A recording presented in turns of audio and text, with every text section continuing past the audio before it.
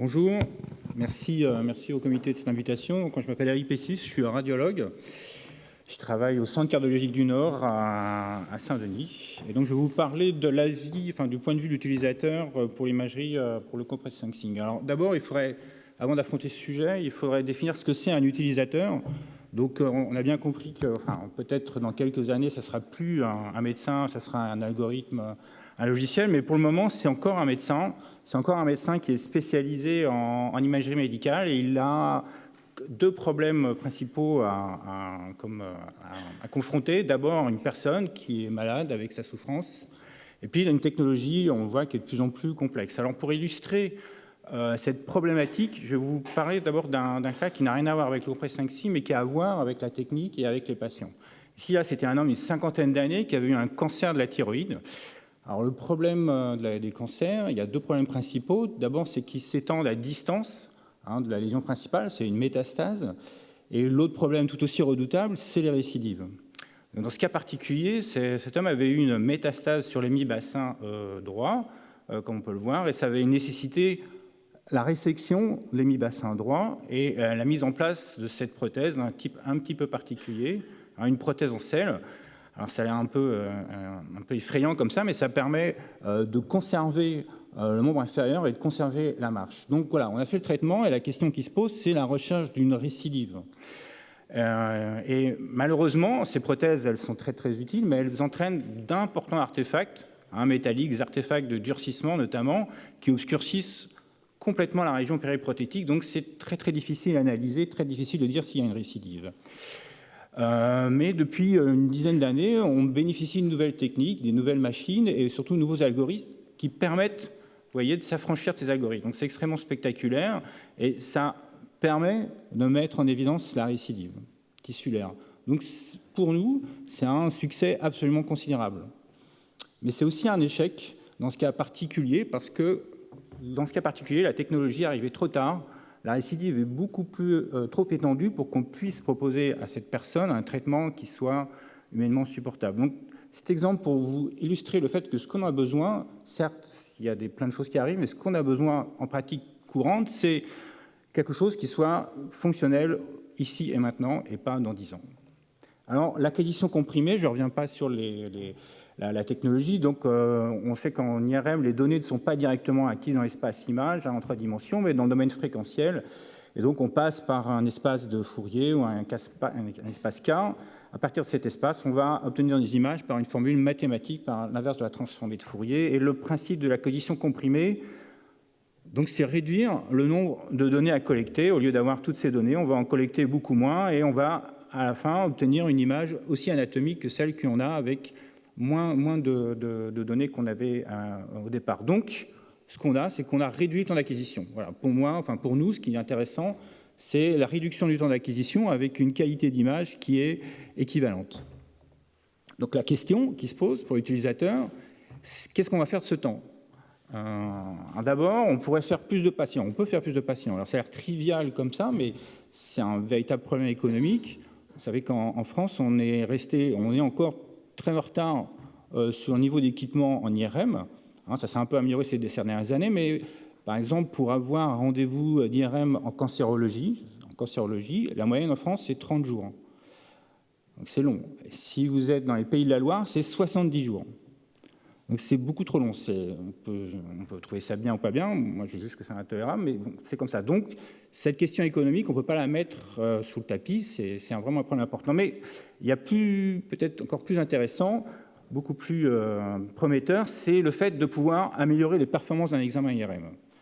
Alors, il y a plein de façons d'améliorer les performances d'un examen d'IRM, c'est-à-dire la performance diagnostique. Je vais vous en parler d'une seule, tout particulièrement, c'est la résolution anatomique et son frère ennemi, le rapport signal sur bruit. Alors pour ça, je vais d'abord vous parler de l'imagerie en corps entier et de son application en cancérologie. Alors le corps entier, qu'est-ce que c'est ? Comme son nom l'indique, c'est l'exploration du corps de la tête aux pieds. Et les travaux notamment de Frédéric Lecouvet, qui travaille en Belgique, à Bruxelles, ont montré que c'était un outil qui pouvait être très très intéressant dans la détection des métastases osseuses, mais dans plein d'autres lésions, des myélomes, des lymphomes. Donc pour la détection des lésions, Mais également, ça peut être un outil particulièrement intéressant pour évaluer la réponse au traitement dans ces pathologies. Donc la réponse, c'est savoir est-ce que le traitement qu'on est en train de faire est efficace ou non. Auquel cas, est-ce qu'on continue ou est-ce qu'on change de traitement? Et puis, une fois qu'on a fait le traitement, c'est également intéressant pour rechercher des récidives dans plein d'organes. Donc, voilà, c'est très intéressant, mais c'est un problème, cette technique, c'est qu'elle est très très longue à réaliser, très longue. Pourquoi? Parce qu'actuellement, on ne peut pas faire l'imagerie en IRM d'un seul tenant, on est obligé de faire ça palier par palier. Si vous voulez faire de la tête aux pieds, c'est 7 paliers actuellement. Après, on va coller les images pour faire avec un logiciel, mais on est obligé de passer par ces étapes de paliers. Si on considère que chaque palier, c'est un ordre de grandeur, c'est 3 ou 4 minutes, bah, si vous en faites 7, ça va faire 28 minutes. Ça, c'est une pondération en T1, mais on a besoin également d'autres pondérations en T2, et surtout, maintenant, en oncologie, une pondération qui est devenue absolument indispensable, c'est la pondération en diffusion. Donc on se retrouve avec des examens qui vont durer de l'ordre de 40, 50 minutes, voire 1 heure. Donc c'est extrêmement difficile à mettre en place, et ça explique pourquoi cette technique, bien qu'elle soit extrêmement utile, bien prometteuse, elle est peu développée, peu utilisée en France, en tout cas insuffisamment. Pourquoi? Parce que d'abord pour des raisons économiques, c'est compliqué de mettre, si on doit mettre 1 heure pour chaque patient, on va avoir du mal vu le niveau d'équipement qu'on a en France, mais surtout c'est que c'est très très très difficile de rester dans une machine d'IRM pendant 40 minutes, 45 minutes immobile. Pourquoi? Parce que d'abord, même quand tout va bien, c'est difficile, mais en plus, si vous avez des douleurs, généralement, c'est pas comme ce patient-là, il y a des douleurs importantes, plus l'angoisse, évidemment. Donc, vous avez quasiment aucune chance de rester immobile dans la machine pendant un temps aussi long. Et donc votre image, si vous bougez, va être artefactée. Vous n'aurez pas la possibilité de faire un diagnostic adéquat.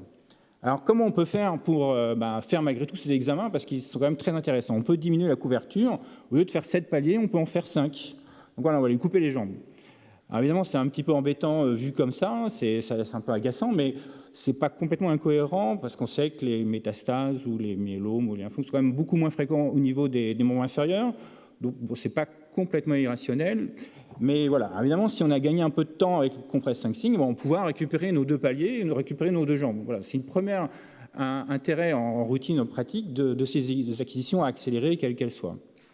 Et si on n'a pas ces techniques de Compress 5 Signes, si on n'a pas ces images, pour essayer de s'en sortir, pour pouvoir faire quand même ces examens, il y a une autre possibilité, c'est de diminuer la résolution anatomique. C'est-à-dire, alors, la résolution anatomique, qu'est-ce que c'est? En gros, c'est le nombre de voxels, c'est le nombre de points que vous avez dans votre image par rapport au champ de vue que vous avez choisi de faire. Là, on veut tout le rachis.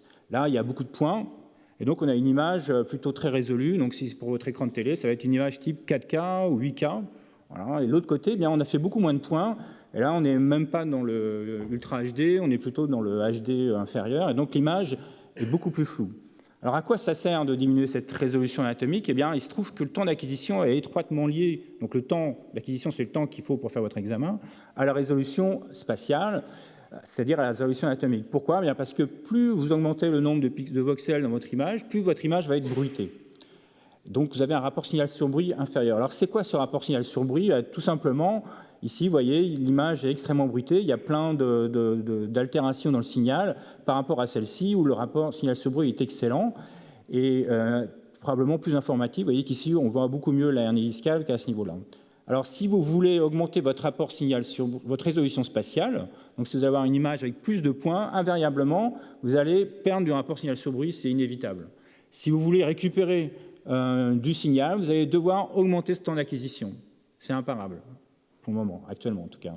Voilà. Et puis si vous voulez garder un temps d'acquisition, c'est-à-dire pas passer 1 heure dans votre machine, eh bien, vous allez devoir baisser votre résolution spatiale. Alors, actuellement, comment on fait pour compenser ce manque de signal? Vous voulez augmenter votre résolution spatiale parce que vous avez l'impression que c'est mieux pour votre diagnostic. En fait, en réalité, on va augmenter le nombre d'acquisitions. Donc, pour remplir l'espace de Fourier de façon traditionnelle, sans passer par des acquisitions nouvelles, eh bien, on va échantillonner chaque ligne. Vous voulez augmenter votre temps d'acquisition, vous repassez une deuxième couche de peinture. Et vous faites ça pour chaque ligne. Évidemment, ça prend plus de temps, ça prend 2 fois plus de temps. Donc, si vous voulez, vous voyez, c'est long, c'est particulièrement long, ça n'en finit jamais. Et on peut même parfois mettre 3 couches, voire c'est pas exceptionnel, 4 couches. Donc plus vous mettez de couches d'acquisition, plus votre examen est long, et plus bien vous allez retrouver avec des temps d'examen qui défient ce que peut supporter un être humain. Donc, voilà, plus vous bougez, vous voyez, c'est une épaule qu'on a fait rapidement, on a une bonne résolution. Si au bout d'un moment, si on reste trop longtemps dans la machine, votre patient va se mettre à bouger et l'image va devenir ininterprétable. Donc la solution pour gagner du temps, eh bien, c'est diminuer la résolution anatomique, on aura un meilleur rapport signal sur bruit et on va pouvoir avoir un examen qui est performant. Donc diminuer la résolution anatomique, voilà. Est-ce que c'est embêtant? Est-ce que finalement on peut se dire qu'après tout on n'a pas besoin d'autant de résolution que ça? On veut voir des anomalies dans le rachis, on veut voir des anomalies des points. Alors on peut se dire que oui, ça suffit, mais c'est pas tout à fait vrai. En fait, le plus souvent c'est faux. Alors, je vais vous montrer un exemple de l'intérêt de la résolution anatomique, c'est-à-dire du nombre de points qu'on a dans votre image. Vous voyez ici une tumeur de la voûte plantaire, bon, ok. Et là, ici, on a une image très résolue avec plein de points. Là, c'est l'image en 4K ou 8K. Et puis là, c'est l'image floue, où on ne voit pas très bien. Là, la question qui est posée par le clinicien, par le chirurgien, par exemple, c'est d'abord de visualiser la tumeur, éventuellement de faire son diagnostic. Bon, ça, c'est une difficulté haute. Mais surtout, ce qui les intéresse, c'est de savoir ses limites précises. Ces rapports avec les structures de voisinage, ici des vaisseaux, des nerfs, est-ce qu'ils sont envahis, est-ce qu'ils ne sont pas envahis, est-ce qu'on va pouvoir, il va falloir les resséquer ou est-ce qu'il va falloir les laisser, comment est le muscle à côté, là, le court fléchisseur plantaire, est-ce qu'il envahit, pas envahi. Si votre résolution est floue, ça va être beaucoup plus compliqué de poser ce bilan topographique. En réalité, le diagnostic n'est pas simplement histologique, il ne s'agit pas seulement de dire quelle est la lésion, mais préciser ces rapports avec les structures de voisinage, ça peut avoir une importance absolument fondamentale pour la prise en charge chirurgicale. Donc on a besoin souvent, peut-être pas toujours, mais très souvent de cette résolution anatomique élevée. On peut même aller plus loin, vous voyez ici un ongle, alors voilà, c'est un ongle, c'est une vue de profil en IRM et une coupe histologique. C'est pas le même, c'est pas le même patient. Alors je vous montre cet exemple pour vous montrer à quel point on peut aller loin dans la résolution anatomique. Ici on a une structure un peu violette qui correspond à la structure qui fabrique l'ongle. Ici, c'est la matrice inguinale, il y a une matrice proximale, il y a une matrice distale. On la retrouve ici sur cette forme un peu blanche, grisée en IRM. Sur l'étoile, c'est le derme profond. Donc voilà, on peut, si on veut, à condition de faire une bonne résolution anatomique, d'aller très très loin dans la résolution anatomique. Alors, vous pouvez me dire à quoi ça sert de faire l'imagerie de l'ongle. Eh bien, il y a des tumeurs de l'ongle, il y a des mélanomes, il y a des onychomatricomes, il y a tout un tas de lésions tumorales et qui peuvent intéresser le chirurgien si on lui donne d'abord notamment le diagnostic de la lésion, si on essaie de s'approcher, mais si aussi on essaye de s'approcher de la topographie précise de la lésion, comment il va falloir la prendre en charge. Alors, je vous épargne les lésions de la pathologie inguinale, c'est généralement assez affreux. Et donc, voilà, je vous passe directement donc à la performance diagnostique de l'image. Donc, on a vu la performance diagnostique, elle peut dépendre particulièrement de la résolution spatiale ou anatomique, mais elle va dépendre également du rapport signal sur bruit. Donc, est-ce que c'est embêtant de perdre du signal? Ici, on a une vue d'une coupe transversale au niveau de la moelle épinière, du cordon médulaire, au niveau du cou, du rachis cervical. Vous voyez que par rapport à l'image en dessous, qui a été retravaillée, il y a une différence considérable sur le signal de la moelle osseuse. Comment interpréter cette chose-là alors qu'elle est altérée complètement par plein de bruit? Non, on a besoin de cette image-là pour pouvoir dire est-ce que le cordon médulaire et la moelle épinière est saine ou pas. Donc, voilà, c'est le conflit terrible entre la résolution spatiale et le rapport signal sur bruit. Et c'est là où les acquisitions comprimées vont nous aider, c'est-à-dire qu'on va pouvoir rajouter des excitations, augmenter le temps d'examen pour, au bout du compte, avoir suffisamment de signal, mais l'acquisition comprimée va nous permettre de récupérer ce signal perdu et finalement d'avoir une image extrêmement anatomique, mais avec aussi un bon rapport signal sur bruit. Donc c'est ça à quoi ça sert l'imagerie comprimée. Ça peut permettre de faire plus de patients, mais surtout ça permet d'avoir des examens avec une très bonne résolution anatomique dans des temps d'acquisition qui sont cliniquement supportables. Et ça nous permet donc de faire des bilans absolument complets, avec toutes les pondérations qu'on souhaite, dans tous les plans qu'on souhaite, et avec des temps d'examen qui restent donc absolument corrects. Donc l'acquisition accélérée, ça augmente la résolution anatomique, en tout cas si on le souhaite, sans diminuer le rapport signal sur bruit et sans augmenter le temps d'acquisition. Mais ça peut aller encore plus loin. On peut aller, par exemple, faire des résolutions encore tellement fines qu'on va avoir une résolution dite isotropique, c'est-à-dire qu'on va pouvoir reconstruire l'image dans tous les plans et excusez-moi. Voilà, reconstruire l'image dans tous les plans à partir de cette acquisition coronale, reconstruire une image, si j'arrive à la lancer.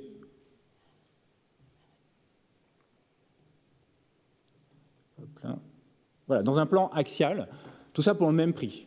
Donc là encore, pour faire ce genre d'image avant, donc c'est la même acquisition, pour avoir ce détail anatomique, par exemple, eh bien, il n'y a pas si longtemps, ça nous prenait 16 à 20 minutes. 20 minutes sur une seule pondération. Donc si on veut faire ça sur toutes les autres pondérations, ce n'est pas possible. Maintenant, avec l'acquisition comprimée, on va pouvoir avoir cette détail anatomique, cette résolution isotropique avec des temps, alors ça dépend un peu des constructeurs, ça dépend des séquences, mais qui peuvent avoisiner les 7 minutes, 7-8 minutes. Donc on peut diminuer plus que par 2 le temps d'acquisition. Et donc c'est extrêmement intéressant parce que ça nous permet vraiment de travailler dans tous les plans de coupe à partir d'une seule acquisition, d'être encore plus précis dans notre évaluation des lésions. Alors, ça concerne, je vous ai parlé beaucoup de tumeurs, mais il n'y a pas que les tumeurs qui sont explorées. Par exemple, eh bien, on peut faire, à partir d'une seule acquisition du genou, ici une acquisition sagittale, avoir un bilan excessivement complet anatomique pour un temps, maintenant, qui est très satisfaisant. Avant, pour faire ce genre d'image, ça nous prenait 12 minutes. Maintenant, on peut faire ça, si on a une machine très performante, entre 5 et 6 minutes, et voir même des petites lésions cartilagineuses dans ce plan-là. Cette image-là, c'est la même reconstruite dans un plan coronal. Ça, ce n'est possible que parce qu'on a l'acquisition accélérée qui nous permet de faire ces examens dans un temps raisonnable. Pour la neurologie, donc on peut, par exemple, faire à quoi ça sert d'avoir des images extrêmement résolues? Vous voyez ici, on peut magnifier cette image, la zoomer, conserver une résolution anatomique qui n'est pas artefacté par une mauvaise résolution ou par du bruit, et voir, par exemple ici, ce manchon autour de cette artère cérébrale, et même la dérouler, et voir ce manchon qui correspond à une vascularite autour de cette artère cérébrale. Voilà. Un dernier exemple, ici un pelvis féminin, donc vous avez l'avant ici, l'arrière, le haut, le bas, l'utérus. Et ce qui peut être intéressant, à partir de cette simple acquisition sagittale, mais qui est extrêmement résolue, c'est faire des reconstructions, non pas dans un plan quelconque, mais dans un plan qui va être particulièrement anatomique. Et ici, on s'intéresse à la lame sacro-recto-génito-pubienne gauche, que je vous dessine ici. Voilà. Alors, à quoi ça sert de vous visualiser cette structure anatomique? Eh bien, il y a des lésions, ici une lésion d'endométriose qui va se localiser spécifiquement à ce niveau et qui va intéresser le médecin traitant ou le chirurgien pour une prise en charge plus spécifique. Voilà, donc en conclusion, non pas en conclusion, excusez-moi, la résolution anatomique est donc le frère ennemi du signal sur bruit, mais grâce à l'acquisition comprimée, eh bien, on peut arriver à avoir à la fois une bonne résolution anatomique en conservant un signal sur bruit satisfaisant. Mais il y a d'autres solutions qui sont en train d'apparaître. On a vu quelques exemples, notamment le denoising, donc qui utilise du deep learning. Et à quoi ça sert? Eh bien, ça sert à récupérer ou à avoir des images dont le signal sur bruit va être augmenté alors qu'elles sont extrêmement bruitées. Ici, en fait, c'est la même image que je vous ai montrée tout à l'heure. L'image est trop bruitée parce qu'on a été un peu trop gourmand en résolution anatomique, et grâce à ces logiciels, à ces algorithmes, pardon, qui utilisent du deep learning, eh bien, on peut récupérer à la fois l'anatomie et récupérer du signal. Donc c'est extrêmement intéressant, extrêmement prometteur. Ça va nous permettre, là encore, de faire de la haute résolution en routine clinique avec des temps d'examen qui restent corrects. Donc en conclusion, l'acquisition accélérée, ça permet donc de réduire le temps d'acquisition et ça permet d'échapper à ce conflit infernal entre la résolution spatiale et le rapport signal sur bruit. Voilà, il y a d'autres outils qui apparaissent, comme le denoising, qui semblent extrêmement prometteurs et qui vont permettre d'aller encore plus loin en performance diagnostique. Voilà, je vous remercie de votre attention.